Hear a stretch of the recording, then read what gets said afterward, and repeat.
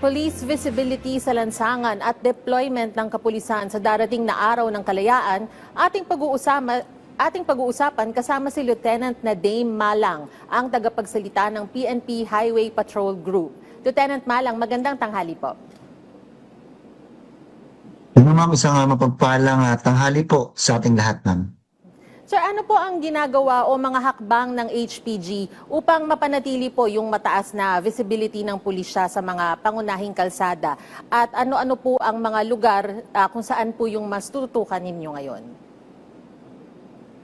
Muli ma'am, no, alinsunod pa rin po sa direktiba ng ating pong bagong Chief PNP Police General Nicolas D. Torre III, ang inyo pong Highway Patrol Group ay mas paigtingin ba po yung ating pong patrol visibility sa mga major thoroughfares kagaya po ng EDSA, Commonwealth Avenue, yung ating pong mga expressways, and even nga po itong NLEX, SLEX, and Cavitex, at iba pang mga mataong kalsada. Tuloy-tuloy din po yung deployment po ng ating pong mga motorcycle units along with our mobile patrols at yung strategic posting po ng ating pong mga personnel para po matiyak ang presensya po ng ating pong mga kapulisyan sa mga critical choke points, lalo na po kung rush hour at mga peak travel days, ma'am. Sir, gaano po kalaki yung naitutulong ng police visibility sa pagpigil po ng krimen at aksidente sa kalsada? Malaki po, ma'am, ang naitutulong po ng ating pong police visibility sa deterrence po ng kriminalidad at disgrasya. Ang presensya po ng inyong pong kapulisyan or kami po dito po sa Highway Patrol Group sa kalsada ay nagpapataas po ng disiplina para po sa ating mga motorista at nagpapababa rin naman po ng posibilidad ng mga insidente gaya po ng mga snatching, road rage at kagaya na rin po nito pong reckless driving, ma'am.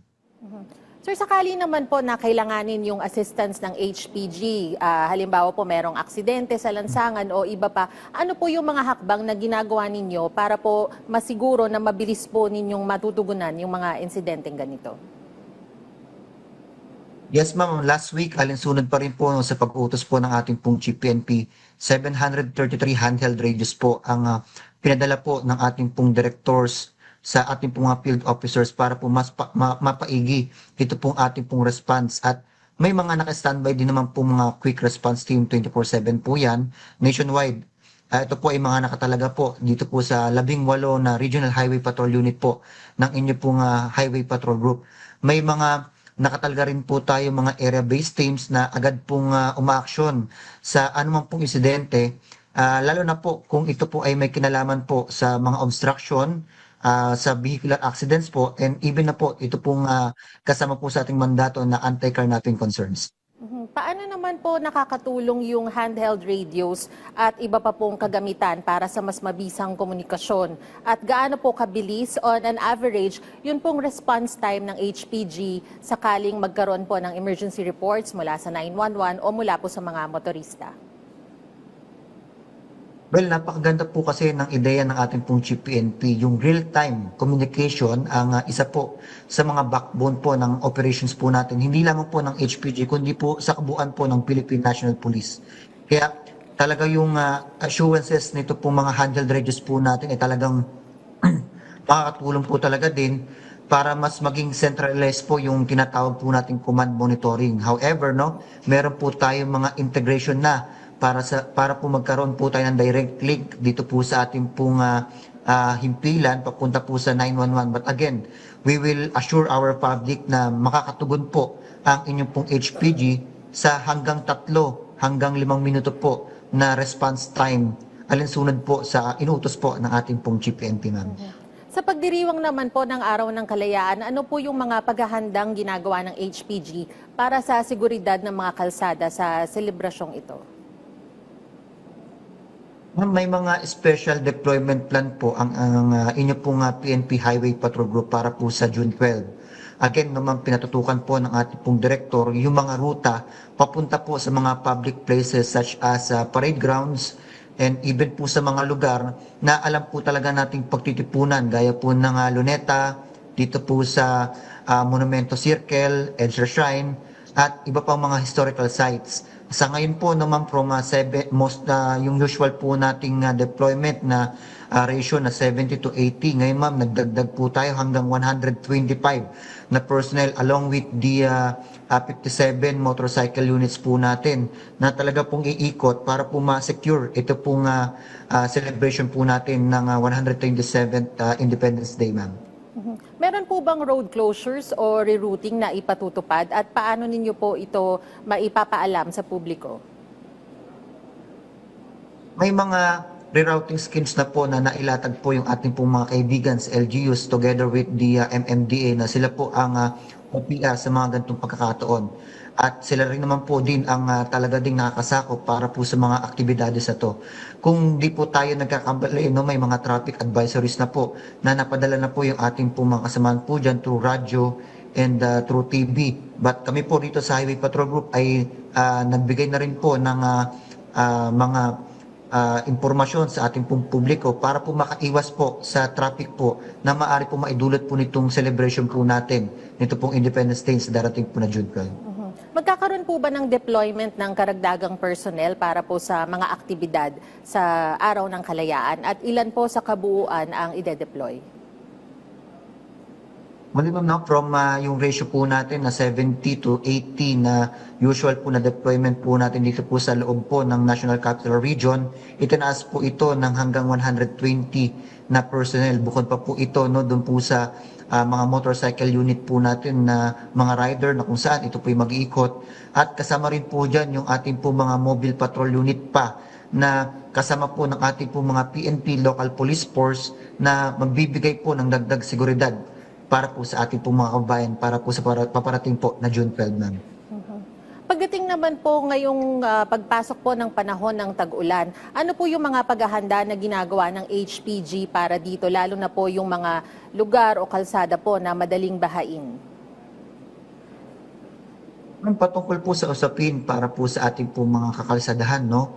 Yung mga obstructions like for example yung road clearing po natin, no, ang muli ang nakakasakop po ng mga ganitong sitwasyon lalo na po yung mga road clearing po natin na tinatawag, lalo na po kung may mga bagyo ay ang ating pong DPWH. However, ang inyo pong PNP Highway Patrol Group po ay nakantabay po sa ating pong mga kasamahan para po i-assist po yung ating pong mga DPWH when they are giving their service.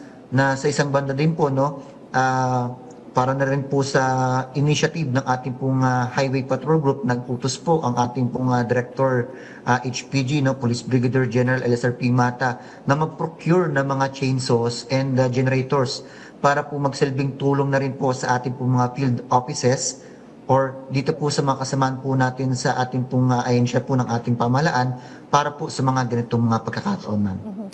Kamusta naman po sir yung pakikipag-ugnayan ninyo sa ibang ahensya tulad po ng DPWH at LGUs para sa clearing operation sa mga kalsada? Nagtutuloy-tuloy pa rin po ba ito bilang kasama po ng paghahanda ninyo sa panahon ng tag-ulan at pati na rin po sa darating na pasukan? Yes ma'am, tama po kayo dyan ma'am, no? Mahigpit po ang coordination po ng inyong pong PNP Highway Patrol Group dito po sa atin sa DPWH, ating pong mga LGUs, sa MMDAs, along with the MDRMOs.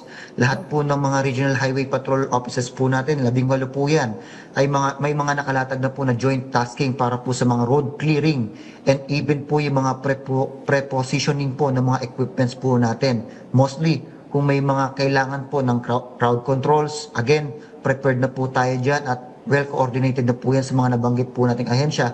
Lalo na ngayon po, napapasok na po ang school year at panahon po ng malalakas po na ulan dito po sa ating bansa.